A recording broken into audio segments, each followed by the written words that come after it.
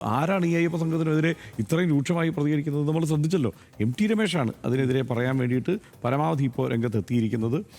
ഹിന്ദു ഐക്യവേദി വേറെ പറയുന്നുണ്ട്, രാജീവ് ചന്ദ്രശേഖർ ആ നിലപാടിൽ തന്നെ നിൽക്കുന്നു, അങ്ങനെ മുമ്പോട്ട് പോകുന്നു.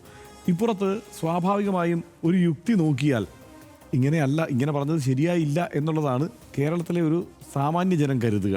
കാരണം ഈ സമയത്ത് ഇങ്ങനെ കയറി അയ്യപ്പ സംഗമത്തിന് അത് വേണ്ടെന്ന് പറയാൻ പാടില്ലായിരുന്നു, NSS SNDPയും ഇങ്ങനെ ഒരു നിലപാടെടുത്തിരിക്കുമ്പോൾ എന്ന് തന്നെയാണ് സാധാരണ അണികൾ, അതായത് ഈ ഹിന്ദു ഭൂരിപക്ഷത്തിനകത്താണല്ലോ BJPയുടെ അണികൾ കിടക്കുന്നത്, അവർ കരുതുക.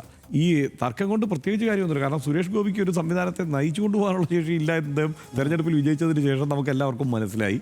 അപ്പോൾ അതുകൊണ്ട് അദ്ദേഹത്തിൻ്റെ ഒരു ഗ്രൂപ്പ് എന്നുള്ള നിലയിൽ ഇതിനെ നയിച്ച് എവിടെയെങ്കിലും കൊണ്ടെത്തിക്കാനൊന്നും പോകുന്നില്ല.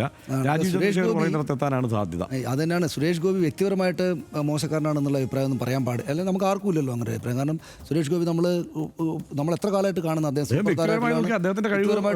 നല്ല ആളാണ്, വ്യക്തിപരമായിട്ട് ഒരുപാട് ആളുകളെ സഹായിക്കുന്നുണ്ട്, ഒക്കെ ശരിയാണ്. പക്ഷേ എന്താണെന്ന് വെച്ചാൽ അദ്ദേഹത്തിന് രാഷ്ട്രീയമൊന്നും അറിയില്ല. അതായത് ഇപ്പോൾ അദ്ദേഹത്തിൻ്റെ ഏറ്റവും പരമോന്നതമായ നേതാവാണല്ലോ നരേന്ദ്രമോദി. അദ്ദേഹത്തോട് എഴുന്നേറ്റ് ഒരാൾ പറയാണ്, സാർ താങ്കൾ എൻ്റെ പ്രധാനമന്ത്രിയാണ് എന്ന് പറയുമ്പോൾ, ഞാൻ നിങ്ങളുടെ അല്ല, ഞാൻ രാജ്യത്തിൻ്റെ പ്രധാനമന്ത്രി, ഭാരതത്തിൻ്റെ പ്രധാനമന്ത്രിയാണെന്ന് പറയുമോ? ഇല്ല, നിങ്ങളടക്കമുള്ള സാധാരണക്കാരായ പ്രധാനമന്ത്രിയാണ് ഞാൻ എന്ന് പോലുമല്ല മോദി പറയുക.